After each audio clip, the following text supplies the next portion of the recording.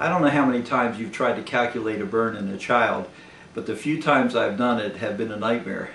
I think I did the calculations 3 times and got 3 different answers, so it's hard to know what's right.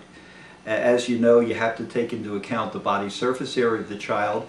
With adults, the head is always 9%, but as you know, with children, the percentage of the head is large when they're small and gets smaller when they get older.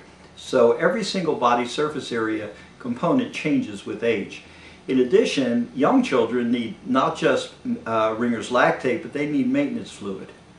So you use complex formulas and you decide the amount of fluids they need over 24 hours. Then you're supposed to give half of it in the first 8 hours.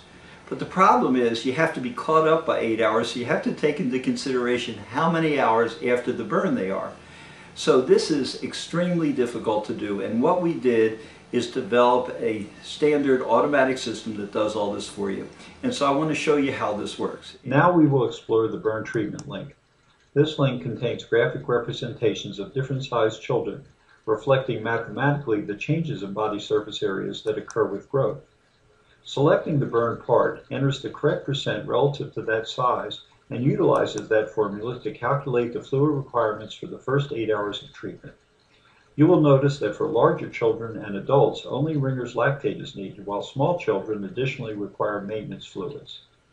The Galveston burn formula is utilized by Artemis for these calculations.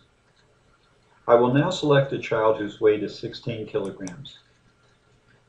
You can see that the diagram appears to be for an older child. I will change this to 5 kilograms, and you will then see a diagram looking more like an infant. Let's assume that this child has a burn of 100% of the anterior head and face and a 90% burn of the anterior trunk.